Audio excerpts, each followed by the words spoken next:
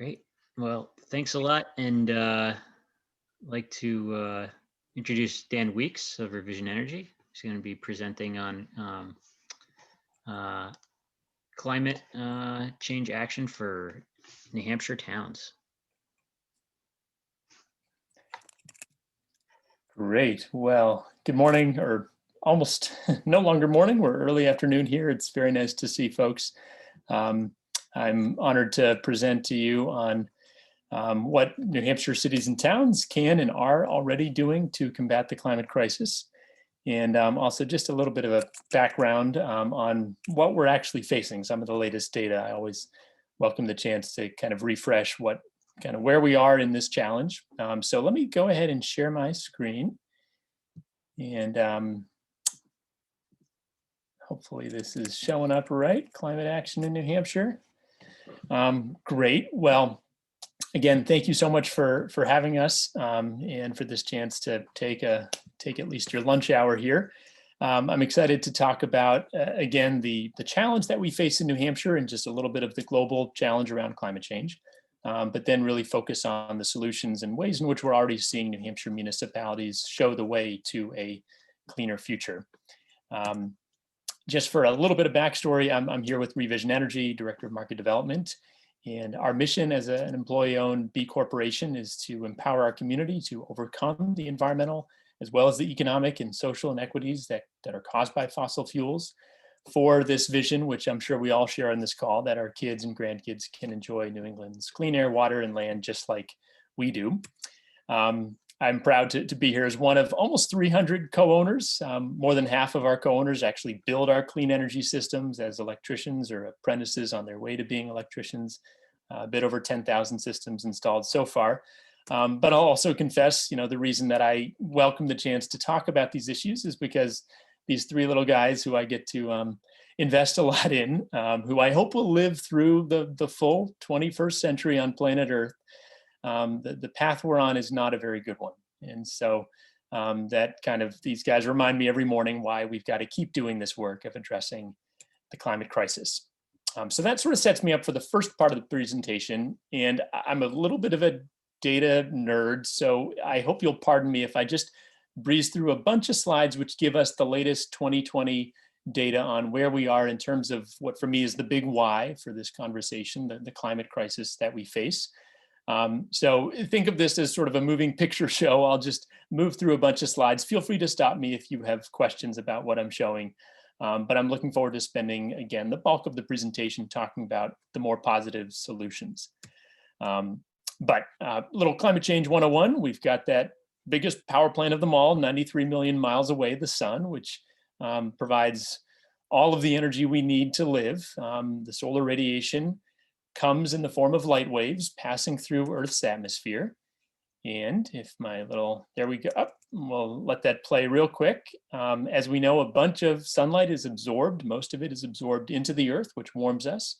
But some of that energy radiates back, is reflected back, especially sunlight hitting the polar ice caps. And then a portion of that is trapped in the atmosphere. The infrared rays are trapped, which warm our planet based on the health of our atmosphere and, of course, the amount of greenhouse gases in the atmosphere, which form a blanket trapping heat and raising Earth's temperature.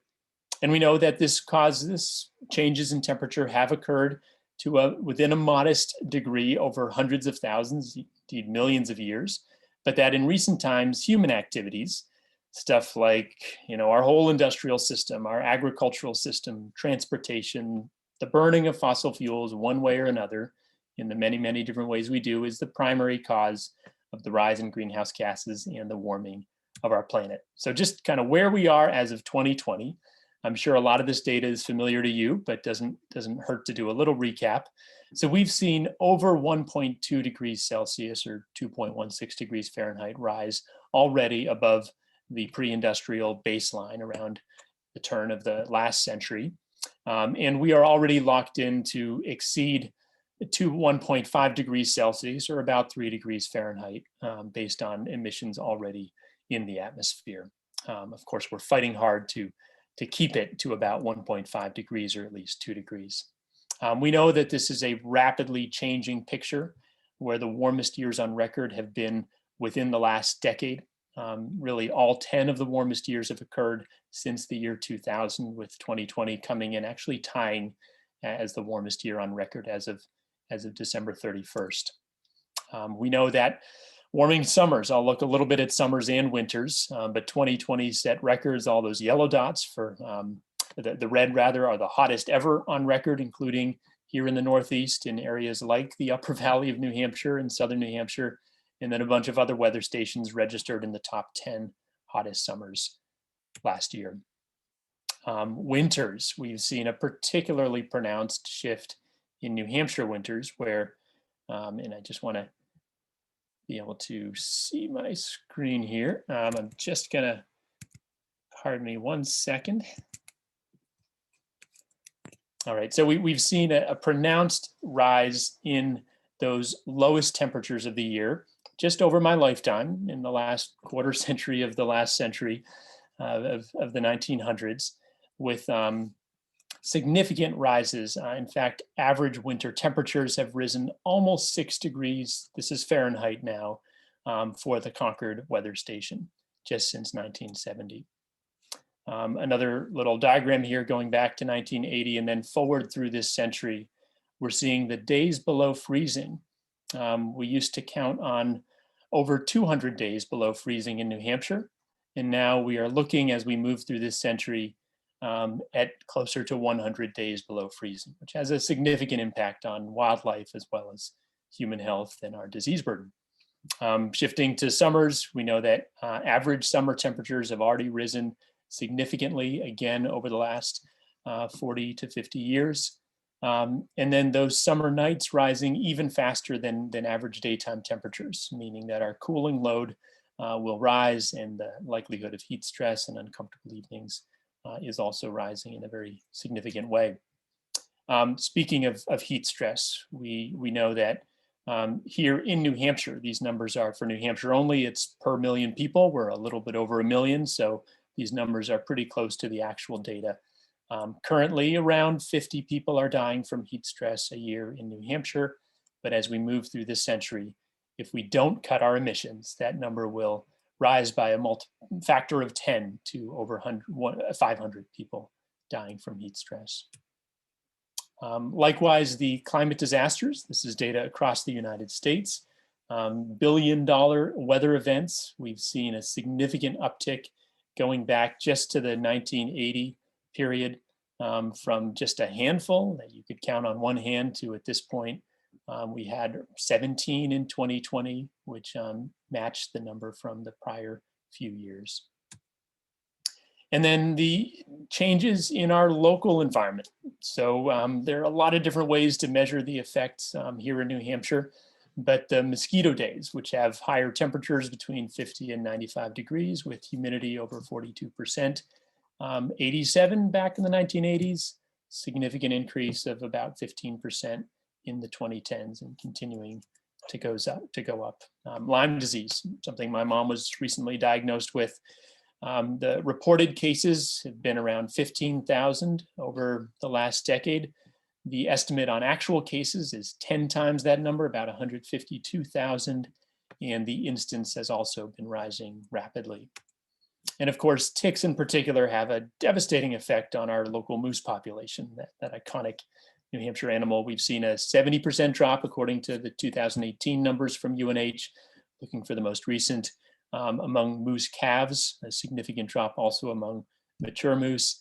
And this really blew my mind. According to the last UNH data, on average, a young moose calf died of tick bites, had 47,000 ticks that were removed from it.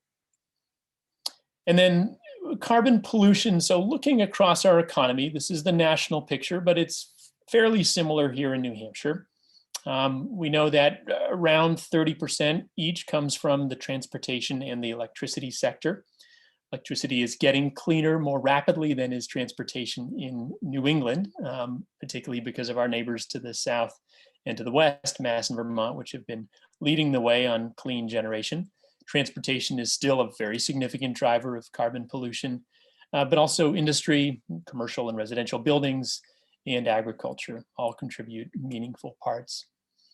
While it is often pointed out by maybe politicians more averse to taking climate action that the United States is no longer the largest contributor to CO2 emissions. China overtook us a few years ago. Of course, it's a country with about 1.5 billion people, several times the United States, but historically, we have been far and away the largest contributor to greenhouse gas emissions going back over the last century and a half. So a lot of responsibility that we bear. Looking again over the last few years, the monthly CO2 concentration, this data was updated in April of last year. We've seen we're now well above that 400 parts per million threshold. In fact, 350 parts per million is the stable average that the Earth has existed in going back hundreds of thousands of years. But now we are continuing to push that needle each passing year with CO2 concentrations above 415. And just if we doubted this was a modern phenomenon, we know that historically going back 800,000 years, that comfortable stable band has been between roughly 200 and 300 ppm, with 350 as the peak that we want to hit in terms of sustaining a healthy climate. But now we are well past that at about 415. As CO2 concentration rises, as we've already seen, so too has our temperature been rising in very close tracking form. Finally, as we kind of wrap up looking at the problem here, it's easy to think of climate change as a somewhat esoteric phenomenon, or maybe we accept that there's some extreme events, weather events that are happening. Less often do we think of it in human health terms, and particularly in justice terms. And so here we look, this is national data from a few years ago, but we see that unfortunately there's a very distinct racial element to the harm that is borne by climate change. And this is because historically we have routed interstate highways through low income and minority communities where the fine particulate pollution from tailpipes is most extreme. Likewise, we have tended to cite fossil fuel generators, power plants, coal, gas, and oil power plants in lower income and higher minority communities. And so the concentration in terms of disease burden and public health impacts has been significantly greater, even when you control for income. Climate disasters here in the Northeast has followed a similar trend to the national picture. Sea level rise likewise is going up, not such a concern necessarily in Claremont in the Upper Valley, although flooding from the Connecticut River is certainly pronounced. And then back to public health impacts for just a moment. In terms of the actual dollar cost to New Hampshire, the estimates from DES are between 100 and 150 premature deaths per year. Lost work days is 134,000, asthma attacks over 6,000. Add all that together in the cost to the public, and the more recent data suggests this number is even higher, well over $1 billion, according to even the international studies looking at the average cost across the US and across the world would put this number at more than 2 times what you're seeing for New Hampshire. But according to the DES data, New Hampshire's cost for public health impacts from climate change is over $800 million a year. Of course, the most common symptom that we see is asthma attacks. As I pointed out a moment ago, that is particularly pronounced in communities of color, where 1 in 9 Black children in America suffers from childhood asthma, 3 times the rate among non-Hispanic white kids. It affects reproductive health, and the list really goes on and on. So that's a little bit of the gloomy where we are in terms of the climate crisis in 2020. I want to shift now to how we can address it here in New Hampshire, in communities like Claremont. Revision has been privileged to work with a lot of different communities around the state, small towns, large cities. And so I'm going to talk first at a high level around the solutions that we know we need to deploy, and then get pretty specific, go up the river a little bit to Lebanon, where we've had some great case studies of specific concrete actions that communities are taking to become more resilient. And as you've probably noticed, this is some of your wonderful local officials there in Claremont when we cut the ribbon on the Claremont wastewater treatment plant solar array, 160 kilowatts there at the plant. So big picture, we know what the challenge is. The science is settled. We need to get to a net zero economy, which means powering our economy with 100% or very near to 100% clean energy. A lot of different studies have been done for how we could get there. The data here are from Stanford University, their solutions project. You can see on the left side the breakdown according to their modeling of New Hampshire's energy resources, with most of the power coming from a mix of wind and solar, onshore and offshore wind, and rooftop, as well as larger utility scale ground mounted solar. And then hydro continuing to provide an important baseline at about 6.5%. Their analysis shows that we could absolutely get there by 2050, sooner even. This data is a few years old now, and the more recent models suggest that getting there to 100% clean energy for electricity specifically is attainable between 2030 and 2035 if the states take action. And economy-wide, we could get there by mid-century, if not sooner. New Hampshire municipalities, as I'll talk a little bit more about, have a challenge when it comes to deploying clean energy themselves, which is the way in which we've structured the federal tax incentives. But more on that in a minute. We know that making this transition would add a lot of net jobs, 16,000 additional long-term jobs, and require, according to the Stanford roadmap, about 2.5% of New Hampshire land. That is, I should say, with a significant amount of onshore wind, and that's something where realistically, New Hampshire probably won't pursue quite that path, and frankly doesn't need to because of the abundance of offshore wind as well as solar. So if we discount the onshore wind estimate at 40%, the amount of land could be as little as 1%.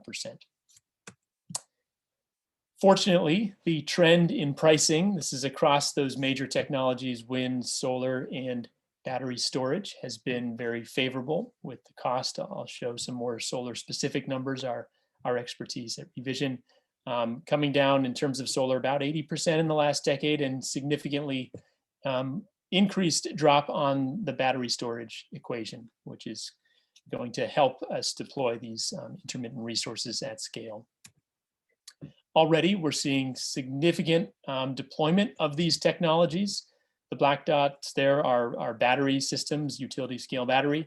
And some surprises here, if you think of Texas as a rather conservative state, which it certainly is, Oklahoma as well, because of the amount of wind deployment that they've seen, which has fortunately transcended party lines, and you've seen significant interest in favorable economics. There are notable conservative states helping to lead the transition. And New Hampshire there in the Northeast is sadly at the low end of this transition, but we are certainly underway.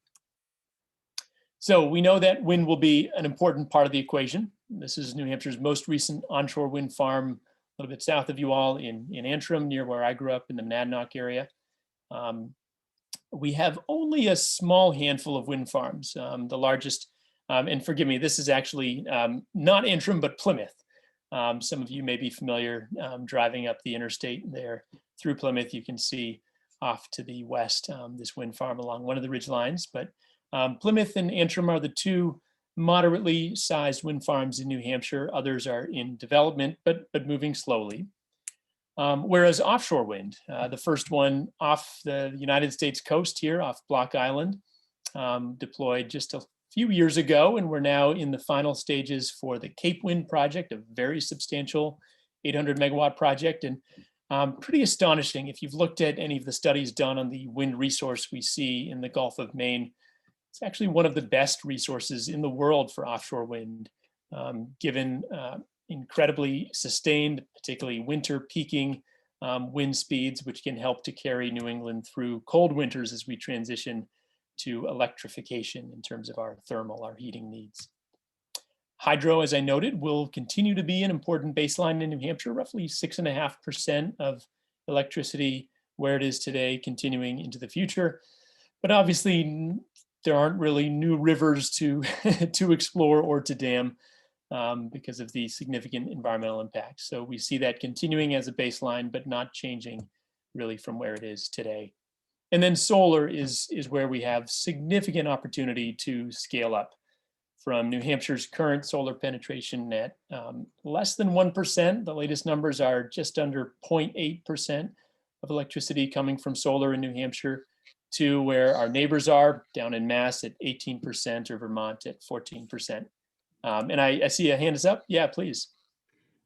That hypertherm that we're looking This at? is not hypertherm. This is over in the Seacoast, Dover High School. When we installed the system in 2018, it was the largest rooftop at that time. We've since installed a couple of larger ones, but if you were to count them all, that's 2,835 panels, providing nearly a megawatt on one of our larger high schools in state. And then in addition to rooftops, obviously we will need, as you see whenever you cross the river over into Vermont, we'll need larger scale ground mounted solar arrays. This is the first multi-megawatt solar farm in Maine. New Hampshire has yet to allow this because of regulatory challenges that we can talk more about. But this was just turned on last fall to power a couple of Maine towns. And when we think of solar, of course, we think of jobs. This was a recent project at the Capitol Center for the Arts in Concord with the Golden Dome there behind, and a couple of our co-owners who installed that system. All right, I want to zoom in a little bit on the solar resource and then get right into a, for me, really exciting case study, again, up the river in Lebanon, New Hampshire. So solar is the primary focus of Revision Energy, although we do provide complementary technologies. And a kind of fun fact to begin with is the amount of solar energy we have available is enough in 1 hour to meet human needs for a year. That's the amount of solar irradiance, the amount of sunlight that hits the face of the earth in a single hour to meet 16 terawatts of global human demand. You can see the small blue dot there is that global energy use. The renewable resources there at the top are also ample in comparison to human needs, wind being very substantial as well. We could power all of our needs with wind and solar alone, or better yet, put them together to match intermittency and use batteries to help us through those challenging periods of low production. Whereas if you compare them to the non-renewable sources, this is the total known reserves, which each time we spend down our 16 terawatts per year, that amount of total reserves goes down. More critical, of course, is the fact that if we burn the known quantities of fossil fuels, the habitability of planet Earth will be in serious doubt. Burning these resources will result in significantly beyond the 2 degrees Celsius that can sustain human life without the worst effects. We know 1.5 is an important target that we need to try and hit as opposed to 2 or beyond. But that requires that we immediately reduce our consumption of fossil fuels. Yeah, was there another question? I think you're on mute. Sorry, my name is Rebecca. And under the, right beside wind, it says OTEC. What does that stand for? That is tidal. Actually, I'm so sorry. Tidal is the small one there to the left. And I didn't include the key here. I apologize. But that one I need to check and get back to you. Good question. Thanks for catching me. When we think of our particular geography, my dear wife is from South Africa, often points out that the New Hampshire winters are unfit for human inhabitants. I try to remind her that we still get quite a bit of sunlight through the winter. And we're actually on the same latitude as the north of Spain, which means that compared to other parts of the world, notably Germany, which has actually been the world leader on solar for many years until recently it was overtaken by China, and the US is coming on strong. But Germany actually has 30% less solar irradiance compared to New England. And if they can get as far as they have, double-digit percentage solar, similar with wind, even to the point where on a sunny, windy day, the entire German economy, the 4th largest economy in the world, is entirely powered by renewables, then New England certainly can as well. So that brings me into an exciting case study. As I mentioned, Lebanon has been busy in this regard, as have many other communities around the state. And we wanted to start with kind of tick through a couple of the practical steps that they have been taking to scale up their clean energy, but also address the climate crisis from a number of different angles. So one that we can talk more about, which you've been maybe hearing about in the news just in the last few weeks, is community power. This is a program through which communities, New Hampshire cities and towns, can take charge of the supply of electricity, essentially serve as a quasi-utility for their ratepayers under legislation that was adopted in New Hampshire a year ago. Lebanon and Hanover have been two of the first. Nashua, Keene are two of the others that established the New Hampshire Community Power Coalition. And what this allows communities to do is, rather than relying on the utilities, Lebanon would be Liberty Utilities, Claremont would be Eversource, rather than relying on them to choose where the electrons are actually coming from, the supply of electricity, which in New Hampshire is a mix of nuclear and primarily gas, fossil fuel generation. Communities themselves can source that electricity and provide it to their entire communities through an opt-out system where thousands of residents at a single time can become customers of clean energy. And because of the scale that an entire city or town can command, the ability to bring down the cost of local clean energy generation is far greater. And so this can be a means of leapfrogging very regressive policies that we've had in New Hampshire, which cap the amount of solar or other clean energy at 1 megawatt. That's enough for 150 to 200 homes, not thousands of homes, where you can realize real economies of scale. So the community power program is one where Lebanon has been leading the way in developing the policies that will be needed to allow communities to step in and provide default electricity service to their entire community, with folks able to opt out if they prefer and choose their own supplier, as a means of creating more local generation. For those who are kind of following the toing and froing in Concord, there's been a recent effort, a bill that was written by Eversource as its lead sponsor actually stated at a hearing last Friday, which would significantly scale back this program and make it frankly unworkable. So there's a large effort underway to protect this community power program so that we can see the kind of scaling of local clean energy. But besides clean energy, and I'll come back to solar in a moment, there are a lot of rather simple, low-cost interventions that communities can and are pursuing.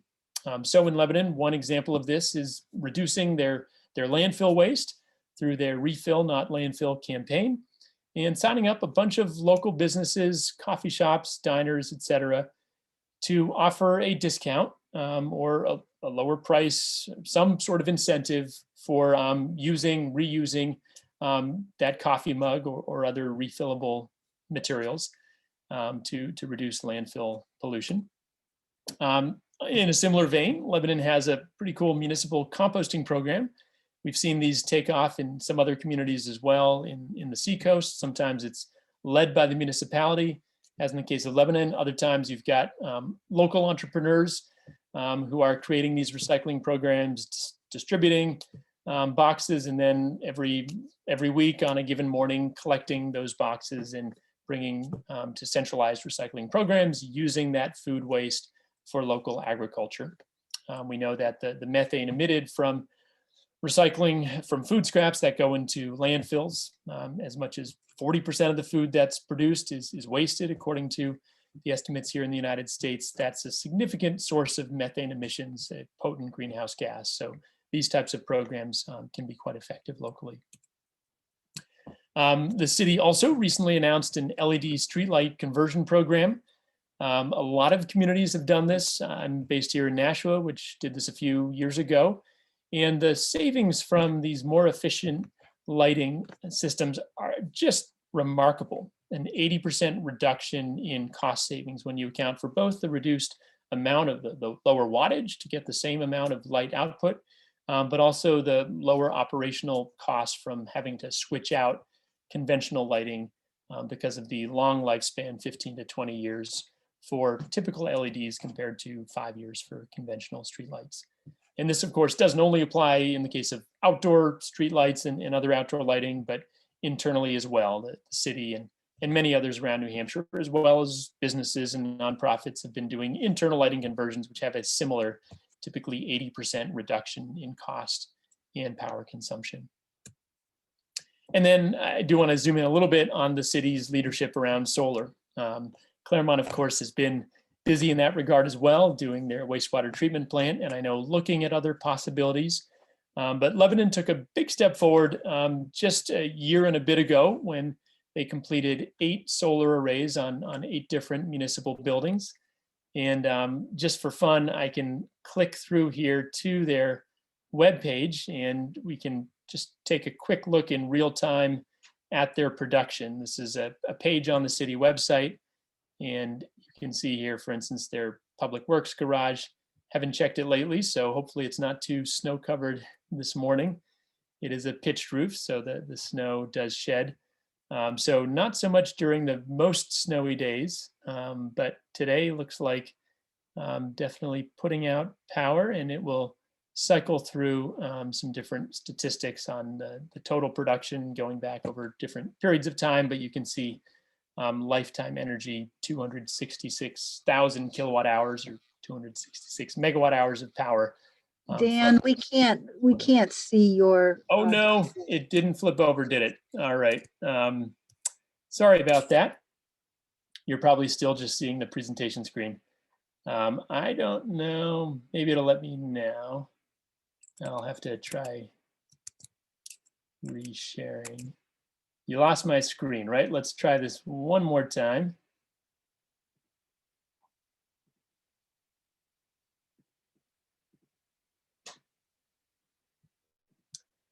All right, so if we, can you see the Lebanon solar production now? Okay, so yeah, this is the DPW garage, one of their 8 systems, 230 kilowatts of capacity.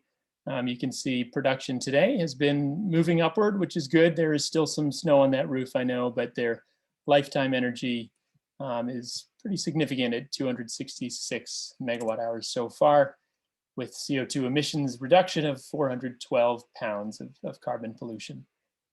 So this is the live site on the City of Lebanon website, where any local resident or member of the public beyond town can certainly check out and see how they are performing. All right, so finally, I gave a couple of examples already. Dover High School there in the corner is one of dozens of schools that we've seen. In addition to municipal buildings, a lot of public schools and of course private schools also have been deploying solar, both ground and roof. A little north of you all, Dartmouth College now has over 20 rooftop solar arrays and is looking at larger offsite solar. And then I alluded to the kind of workforce impacts as well. This is something that is near to Revision's heart because frankly, the biggest impediment to our growth is the lack of trained skilled workforce, particularly electricians or electrical apprentices. We have an in-house training program, but as you can see in the charts on the right, we are aging out of our existing trades. Most of our licensed electricians, our journeymen and masters are in the final years of their career and moving into retirement, as they certainly deserve. So we desperately need to attract and retain more of our young people to join this transition, especially as we look out over the next few decades and the 16,000 plus jobs that we expect will be added. Finally, the impacts I showed you from the specific Lebanon project here, but for a typical solar array that we might install for a city or town, each individual project has a significant positive impact on reducing those greenhouse gas emissions, which are the driver of climate change. For this project example right here, close to 450 acres of forest from a single array, which on the ground takes up only about 2 acres of ground. So that's kind of the basics. Love to pause. I think we've got plenty of time for discussion. I gave a few examples from Lebanon, but I know Claremont has been busy doing a lot of these same types of initiatives, and love to hear what you're seeing working in your community, and happy to get into more detail on the solar side of the equation, how municipalities can practically take the steps of actually making that transition and deploying their own solar energy. So let me pause and invite any questions that you have. Thank you, Dan. That was a great presentation. I do see one Question in the comments there. It says, how do municipalities garner the equivalent of the federal tax break, or how can municipalities be creative in financing? That is a great question. And I'm going to actually, I didn't want to get too much into the kind of sales or kind of modeling of clean energy for municipalities. But since you ask, I'll pull up one or two more slides here, which I think directly answer that question. So PPAs, you may have heard the term power purchase agreement. The challenge, or kind of the logic behind PPAs, I'll move forward one more slide here, is that a municipality, because it doesn't pay federal income taxes, is not eligible to access what are the primary existing incentives for solar or other clean energy projects, wind included. In their wisdom, Congress has directed these incentives through the tax code, which means if you pay a big tax bill, you're a private business or a private investor, you're in good shape because you can reduce the cost of that installation based on the current tax credit, which is 26%. But if you're a nonprofit or a municipality, you're unfortunately out of luck. So the solution is to partner with an investor. In the case of Revision, we have local impact investors throughout the state who have as part of their personal mission to see more clean energy deployed. And because they have the tax appetite, so to speak, they are able to step in, finance the project, own the asset for a minimum of 5 years. The IRS considers that the tax credit recapture period. So if they own it for less than 5 years, they have to actually return those incentives. But provided they own it for 5 years, they can deliver the power to the host and then can actually turn the asset over through a discounted sale or buyout to the town or city at the beginning of year 6. So functionally, this means that the municipality is not spending any money to go solar. They're licensing the use of a specific roof or ground space for that solar for, again, at least 5 years. And then they're purchasing the electricity that is produced at a rate that is usually anywhere from 5 to 20% below the current market rate. So to power that DPW building, like I showed you in Lebanon, they're paying roughly 10.5 cents per kilowatt hour.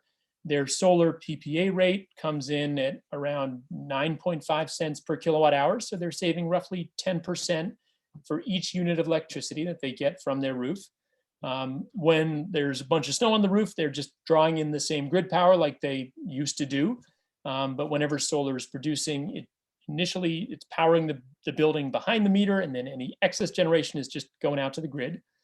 So the municipality is making the roof or ground space available, buying the power for that rate below the current utility rates, and then evaluating after 5 years if it's in a position to buy out the array. Usually that buyout is 60% of the initial costs. So the tax credits are passed on primarily.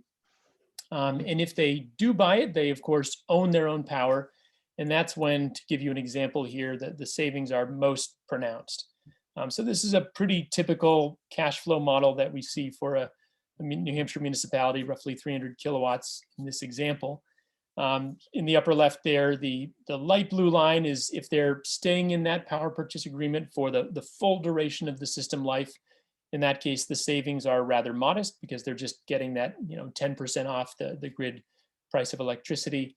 But if they are in a position with the yellow line there to buy it out after 5 years, and it can be later than year 6, it could be 10 or 15, whenever it works for the city, then they've got to come up with those funds. In the case of this project, around $300,000. But from year 6 to year 12 or 13, they're recouping that investment. Think of that as the 6 or 7 year payback on that investment. And then going forward, their savings are much more substantial, again, because they own their power. So the value is not that 10% differential, but it's the full 10, 11, 12 cents per kilowatt hour for every unit of solar produced. And that's what you see in the bottom left here. Over on the right is the kind of status quo without solar, where the starting price of electricity is going to be somewhere between 10 and 11 cents per kilowatt hour. If we take the government projections, it's going to rise by 2.5% a year with inflation. So a long-term cost of around 18 cents a kilowatt hour. But with the solar options, because the fuel source is free, the sun keeps shining. If it stops, I guess we've got bigger problems. But based on the longevity of the equipment, we include, the operations and maintenance costs, all of that in a conservative model. You see a long-term cost of energy from solar in the 5 to 6 cents per kilowatt hour, or if they don't buy it out, so they're just continuing with the PPA through 25 years and then owning it thereafter, that 5 cents would jump up to about 8.5 cents. Bit of a detailed answer, but happy to take any more on the way that PPAs work. Just a couple of summary points here, if you're interested. But it is the most common way by far that municipalities are going solar, because it gives them that indirect access to the tax incentive and means that they don't have to come up with any capital at the outset. And Nancy, I see you have your hand up. Okay, so 2 follow-up questions on this. Yeah. Thank you. First of all, this was great. If community members were to fundraise collectively, is there a way that we could come up with a PPA for a group of community members whose intention is to help the town solarize? Is that something that Revision would entertain, or is that too complicated? Think Nancy. It's absolutely something we would be glad to work with you on designing.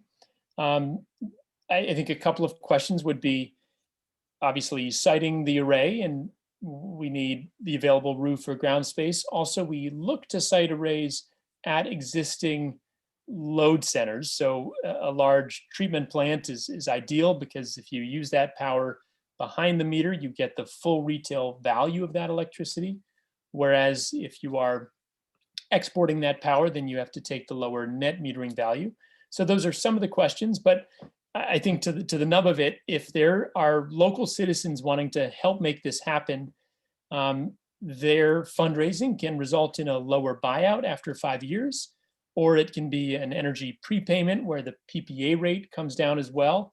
That can be particularly important if you're looking at a smaller project where the cost to install may be higher because you don't have the economies of scale. If there's local citizen support, that can bring the PPA rate down so that the town and taxpayers are realizing some immediate savings. So there's a lot of different ways that that community support can be brought in to help these projects actually come about. But we'd be more than happy to talk with you about those different options.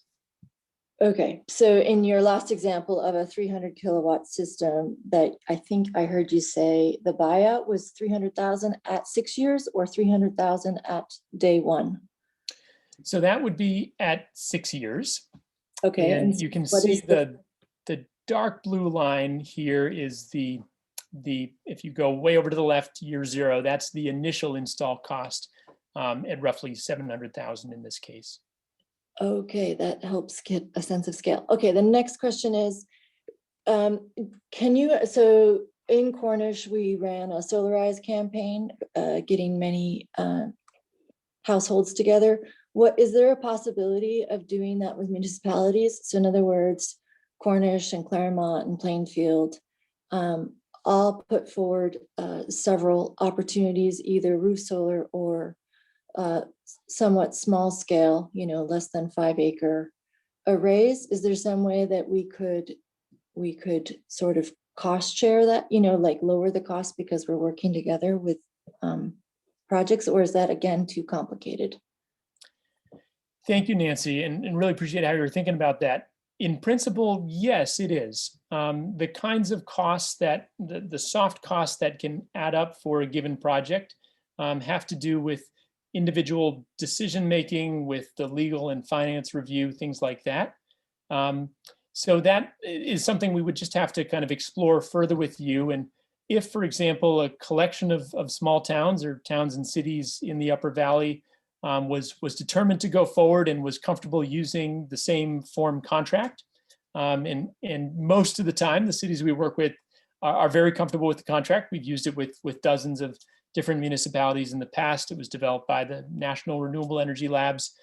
the Department of Energy. So if we could work together with the communities to find ways to kind of streamline, and then bring one of our local investors along who has an affinity for, ideally is even based in the Upper Valley, and interested in kind of financing a collection of projects together, that is a way that we could find savings and thereby provide a lower PPA rate. But it would be a matter of kind of bringing the decision makers together at the outset, and finding ways to streamline the process.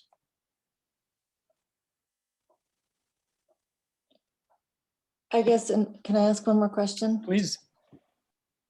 So we have many buildings in town across 3 different electric companies. We have Eversource, we have NHEC, and we have Liberty. So I'm just curious, how do we think about, so we have most of our electricity in one site and around the elementary school, et cetera, et cetera. There's several things, police department, whatever.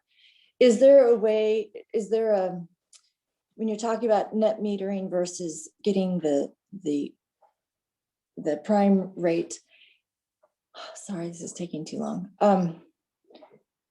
Behind the meter versus excess net metered power, yeah. Right, how do we, so it's pretty much better to go for one large project as long as it's cited to the amount of consumption, as opposed to trying to address the small amounts on the multiple electric companies. Like, I mean, it's just very weird in Cornish. It depends, and sorry to give you a bit of a non-answer, but as you note, having different utility companies adds more complexity. So for one thing, that means that a remotely sited project can only offset load within the same utility service territory. So if we were looking at, Eversource land in Eversource territory, we could only group net meter to other Eversource accounts, although those accounts don't need to be within the same municipality. They could be anywhere in New Hampshire's Eversource territory. It sounds like in your case, what may be more promising would be a collection of smaller on-site, whether roof or ground projects. The Lebanon example that I gave with 8 projects, those are all on site, and many of them are on the smaller scale, but because we were able to package, think of it as a solarize within the municipality of Lebanon. By packaging those together, we were able to bring down the total cost and PPA rate. But it is very case by case, Nancy. So I would be more than happy with our team to follow up and look at specific projects, and see whether doing on-site or looking for off-site will make more sense for the town. Do you have a format that you like us to propose projects? So in other words, we're looking at different sites. Like, is there some way in which we can expedite your fast review of things so it saves your time and helps direct us? Thanks, Nancy. Appreciate that a lot. And probably the 2 most helpful things are load data, so historic electricity consumption data for each of the town facilities. If there's a spreadsheet where this is tracked that you can send, that's perfect. At least a year's worth of data, preferably a few years worth. That allows us to pinpoint where the load opportunities are, where we think we can install solar behind the meter and get that full value. And then also addresses, ground sites, existing buildings where you think there will be local town support for solar. And then we can, that first round of analysis can be done very swiftly via satellite data and using your load data. We can generally hone in pretty quickly, within a day or 2 to get you what we think a reasonable short list of projects would be. And then typically we'll want to set up a site visit and or other discussions and start honing in on what some of the other opportunities and challenges may be. Thank you. Thank you so much, Nancy, for those questions, and please don't hesitate to follow up. I'll also put my direct details here in the chat.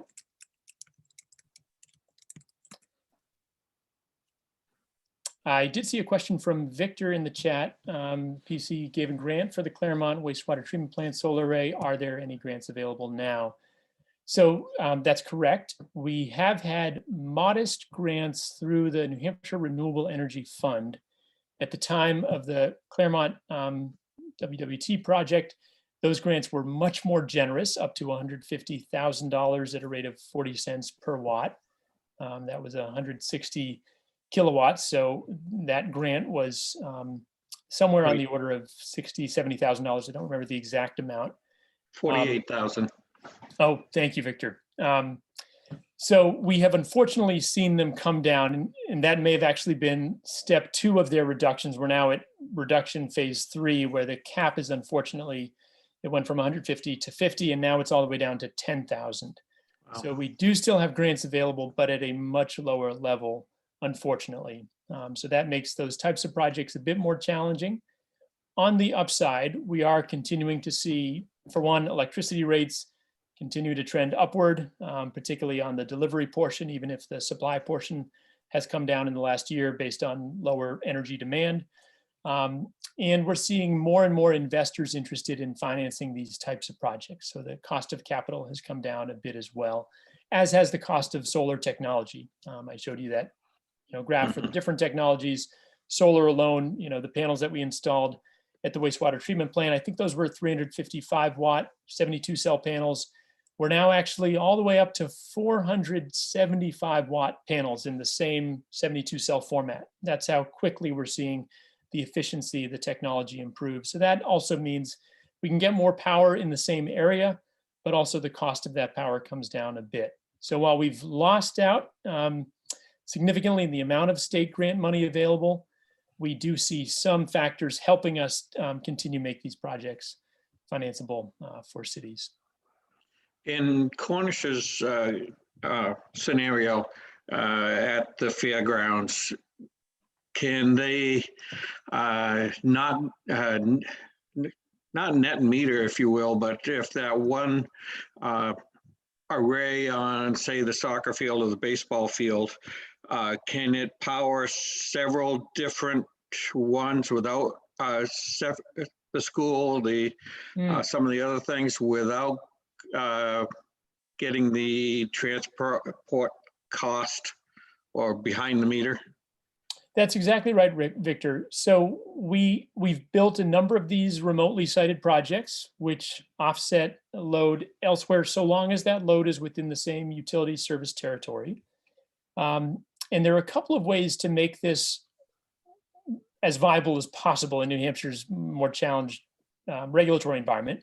One is to build arrays up to but not exceeding 100 kilowatts AC, because under New Hampshire net metering, you get the supply, the transmission, and a quarter of the distribution value. And you don't need to actually use that. You don't need to account for 100% of that generation. You can just sell it directly to the utility. So 100 kilowatts, that's roughly a quarter to 2/3 of an acre. Not a lot of land is needed. And that's one way that you can offset municipal load while getting higher energy value. When you cross that line, you do lose, you get only the supply portion. But if you have additional land, ideally 2, 3, 4 acres at that point, then you can get good economies of scale where it makes up for that loss in energy value. But absolutely, if you're looking at a fairly small plot, half an acre or less, you can generally build, if it's ideally near 3-phase power. If it's a single phase line, we do need to downsize or spend more money on service upgrades. So really the prime sites are already cleared land near 3-phase power, at least half an acre. Or if you're looking to go become a large customer generator, ideally 2 or 3 acres of land. Okay, so to follow up with the Claremont's water treatment plant, we have the acreage, I think it's 1.7 kilowatts a year. So it's just over that 100,000. Should they do the 100,000 first and take it all and then look to add on later? Probably, with the caveat that there is a lot of analysis that we want to do looking at the specific load history. The coincidence also matters a bit. So is it summer or winter peaking load? How much of it, because it's not just an annual calculation, but also a monthly calculation in terms of the net metering value. But certainly worth exploring, and we would be very happy to work with you on it. I know we did get some preliminary pricing from you, but I don't know where that stands now. Well, happy to follow up, Victor. Thank you for the questions. Okay. Yes, Reb. So I think it was Nancy that asked a question earlier about could you coordinate with a variety of utilities? And I was wondering, what you said was that you needed to work with one to be able to do a larger project, like combining several projects. I wonder if community power option is changing that scenario. Would that at all affect being able to spread out a larger project between several communities? We think so. We're still in the rulemaking process. Unfortunately, the Public Utilities Commission has been very slow moving, and there's been a lot of challenges from the utilities. So this is really the critical stage where those definitions are all determined. Can you cross municipal lines? It would still need to be in the same service territory. So that's something that we won't be able to get around. There is there's another legislative effort which would raise the net metering cap for municipalities above the current 1 megawatt. And the legislation as introduced, which fortunately has been supported by the governor, would require that projects be sited within the same municipality that where the power is being used. But as of recently, the lead sponsor in the Senate is actually supporting a loosening of that restriction so that projects could be sited in any border adjacent town. So that would expand the geography a bit. And the way you would ideally want to approach that is to, again, do that load analysis, find what the total consumption is for your city or town. And then based on that, we can determine pretty quickly what size array you would need. And then look at different potential sites that can meet that requirement. For a small New Hampshire town with a couple thousand people, I grew up in Temple, 1,000 people, you only really need that 1/4 acre to 1/2 acre lot to cover the entire town load. Community power, though, is exciting in that it would allow the municipalities to be the default service provider for the entire community, not just the municipal load, but all of the residents and businesses too. So that significantly raises the amount of electricity demand, which provides the financial pathway for a larger multi-megawatt installation. I know we're at the hour, so folks may need to get on with their day, but I'm happy to stick around if there are any final questions. Otherwise, again, please don't hesitate to reach out. My email is there in the chat, and I'm just adding my number as well. And we would be more than happy to continue these conversations. I want to thank you. I want to thank you so much. This has been very informative. I really appreciate your time and look forward to more from you. Thank you so much. Thank you so much for your time. And Victor? If there's one thing I could ask, I don't see it. I'm in Florida right now, and I just purchased a solar system for my roof just last week, but the data was not good for the average person. So if Cornish wanted, a resident wanted to be net zero, take his electric bill, the average electric bill of a single family home, and size a solar for it, and know the cost, the 26% discount, how often it pays back, does it increase the value of the house, and is it a wise investment? And I think if we could see that more often, I had to dig quite a ways to get that answer before I decided. In Florida here, after I did the math, and the house value raised 4% from it, I had a net a net profit of $500 by putting solar on my roof. And I don't think those numbers are broadcast enough, how available, how affordable this really is. Yeah, thank you, Victor. Something we always want to do more of. I'm glad my colleague Brittany is on the line too, because she leads our marketing efforts. So trying to get the word out to folks around the state and in neighboring states. Of course, it is site specific. So, you know, we can't promise a 7 or 8 year payback in general. It does depend on, if you got a roof like me with a whole lot of tree shading and an east-west orientation, our payback's more like 12 years, but darn it, I got to walk the talk and get to drive on sunshine too with my Chevy Bolt. But it's certainly an analysis that we're always happy to do for any home. So any interested homeowner can always call us up. You can reach out to me directly and I'll pass you on to one of our residential designers, or go to revisionenergy.com. But I do appreciate your point, and we appreciate ideas for how to make it easier for folks, get more information out there. And I did see a question from Nancy about public EV charging. I meant to throw that in. I was getting too excited on the data this morning. So you see, I kind of overloaded on that stuff and forgot the EV charger stuff. But there are some great examples. You know, I'm, as I mentioned, down here in Nashua, and we just installed 2 more public EV chargers. There was just one before that. Those we were able to slip into the city budget. I used to be on our energy committee, so we've been pushing for these types of projects. And fortunately, a typical EV charger, a wall-mounted charger, is just a couple $1,000s anyway. So it's generally the sort of thing that either with some local fundraising or some political engagement to get that on a warrant, it should be doable.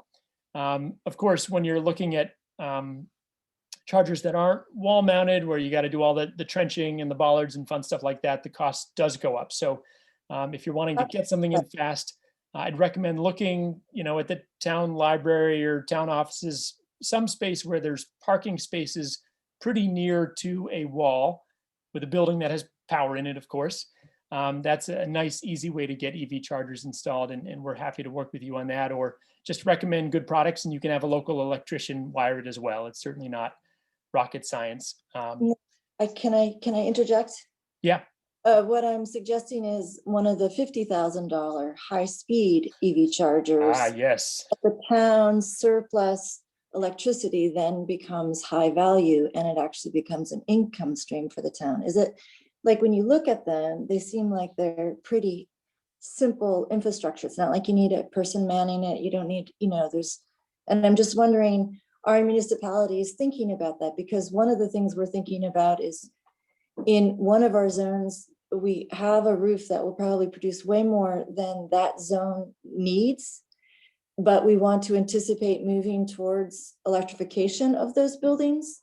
And so why install a partial when you can install the full? Or how to think about adding an EV charger so that someone who's moving through town in a charging desert can actually charge in an hour and pay the town money. So I'm just wondering, like, is that just totally ridiculous in a tiny town like Cornish? Or I don't know.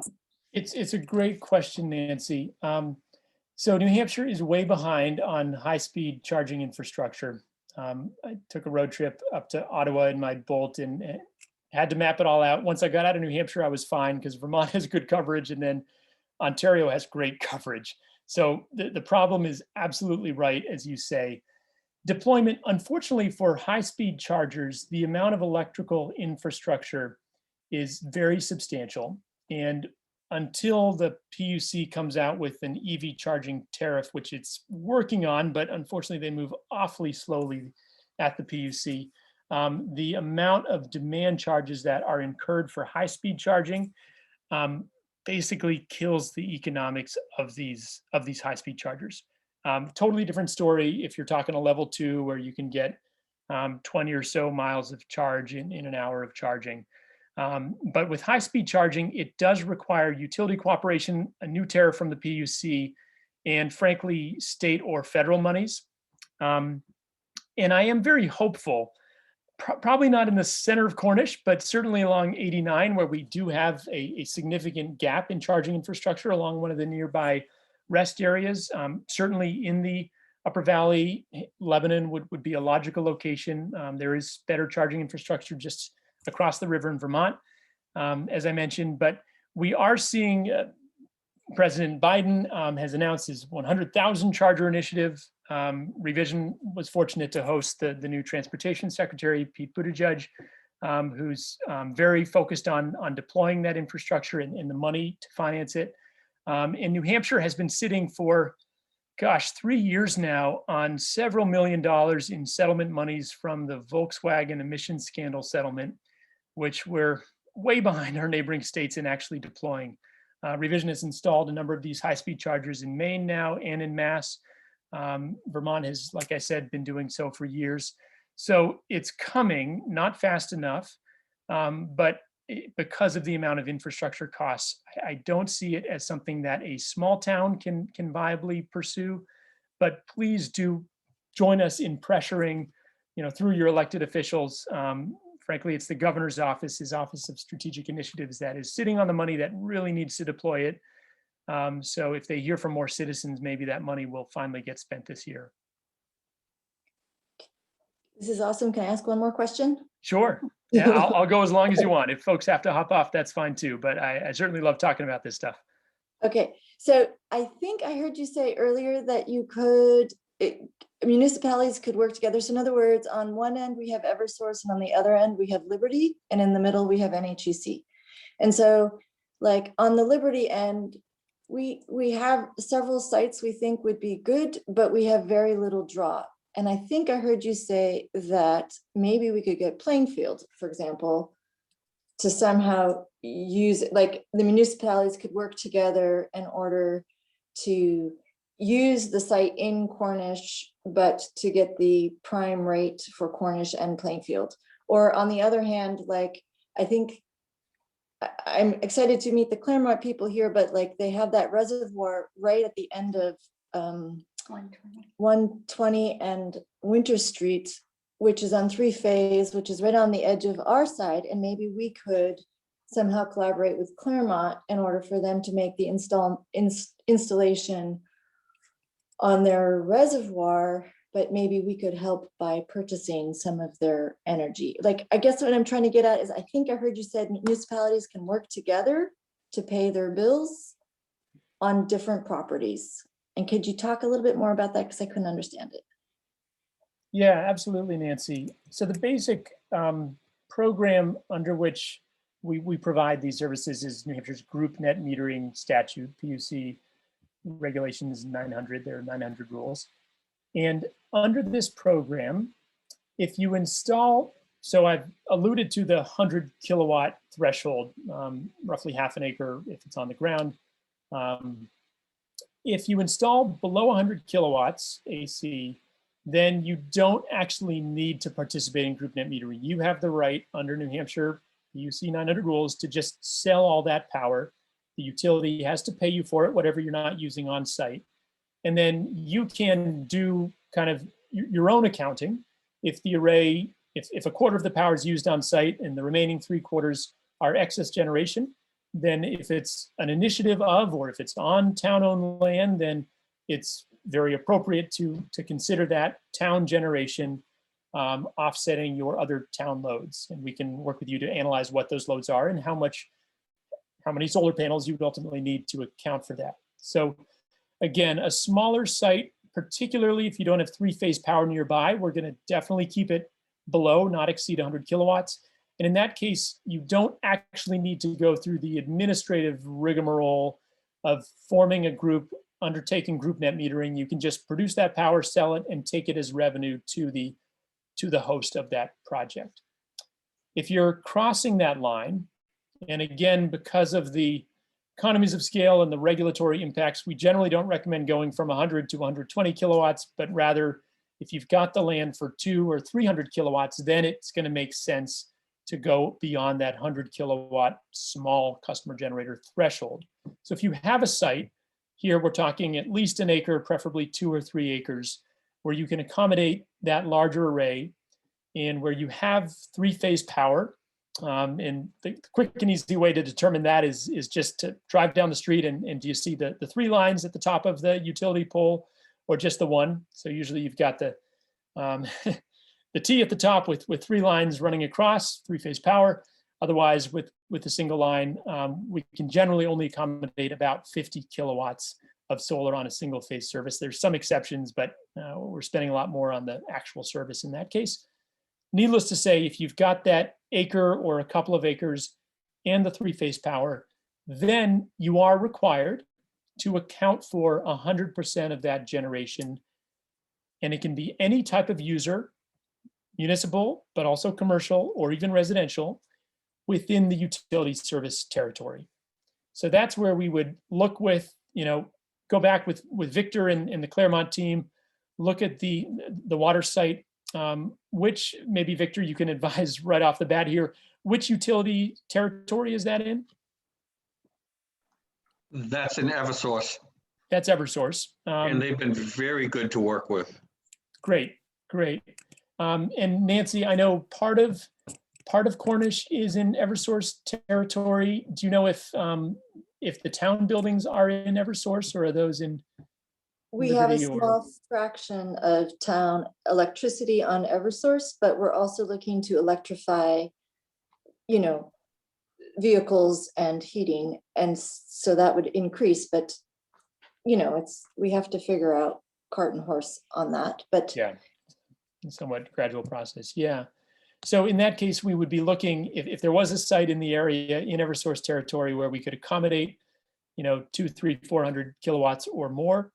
A typical 200 kilowatt array is going to put out roughly 270,000 kilowatt hours, depending on a bunch of factors, but roughly speaking. So where will those 270,000 kilowatt hours be consumed? And if that exceeds the municipal loads for the town that is hosting the array, then we would absolutely recommend talking to neighboring towns, or it could be a local business, to have them be the off-taker. The last thing I should say is that under some updates that we were able to pass to group net metering in New Hampshire, the ability of those group members that aren't directly hosting the array, but taking account of the power, they still have their full authority to continue to source their direct power from whomever they wish. So it used to be they had to get on the utility default, which gave them fewer options and created more of a requirement that you have economic savings that you're passing on to them. Today, they don't need to change a thing. So you could even have the local, business, manufacturer, hospital that uses a lot of power to say, will you simply assign your load, but keep doing everything the way you do today? And by donating, so to speak, their load, that authorizes the town to build a much larger array and to take the revenue generation from it without having to necessarily transfer money or make some payment to that off-taker entity.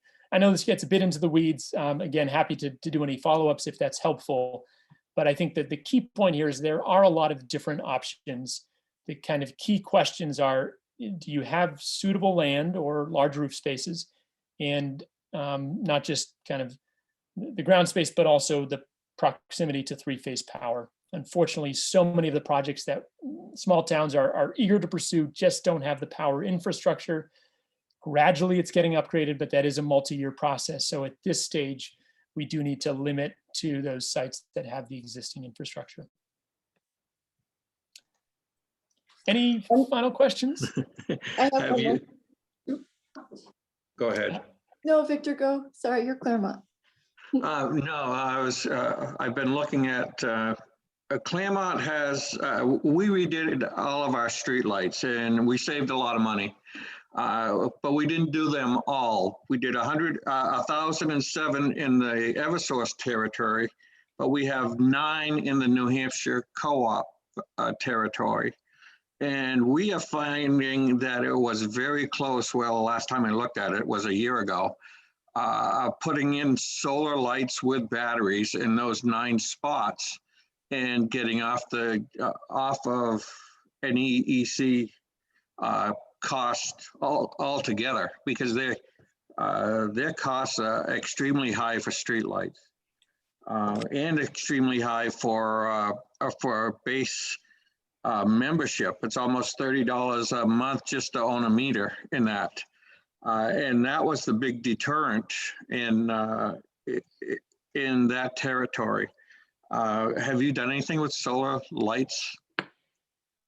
Yeah, Victor, I love that you're looking at that. We have installed a lot of LED lighting retrofits, mostly interior retrofits, Right. but it's not a focus of revisions, and we don't have streetlight expertise per se. I have seen a lot of solar-powered streetlights deployed, and I know that the cost has come down, but it's unfortunately not something I've looked closely at. So Okay. we're cheering for you, but sorry, I can't really help. Okay. Okay, I promise this is my last question. Sure. So we have identified a few locations in town that are on three-phase. And I'm just wondering, they're privately owned lands. If I were to just guesstimate, if you were to just guesstimate a 5-acre land lease on three-phase power and a 25-year contract, roughly what could one sort of anticipate the payment of the land lease to the local landowner? Does that make sense? Yeah, Nancy. So it's a bit of a moving target in New Hampshire, just because we're in the midst of regulatory proceedings, which will determine the value of solar, et cetera. So with a couple of caveats, generally for a situation like that, we're looking at a few $1,000s an acre.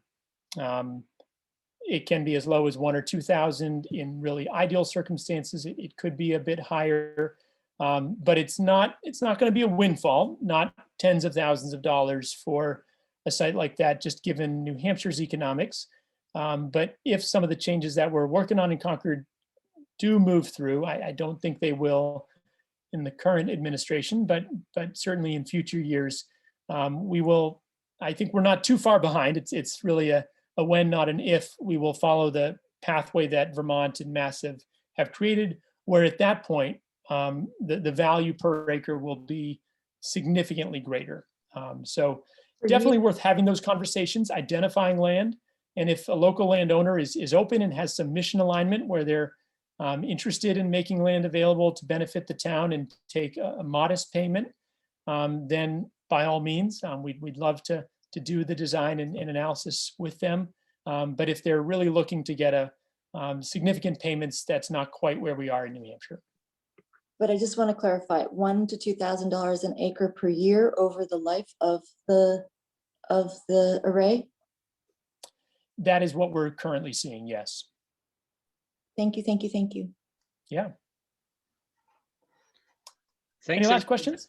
I think maybe we're just about out of time now, but Dan, thanks so much for all your thoughts, and looks like everybody has his connection info. I can send it along to everybody too, and we did record this, so if anyone wants to watch back, it'll be on our YouTube channel within the next couple days. And thank you all, really appreciate it. Enjoy the sun today. Thanks for your time. Have a good day. Take care. Thanks, everybody.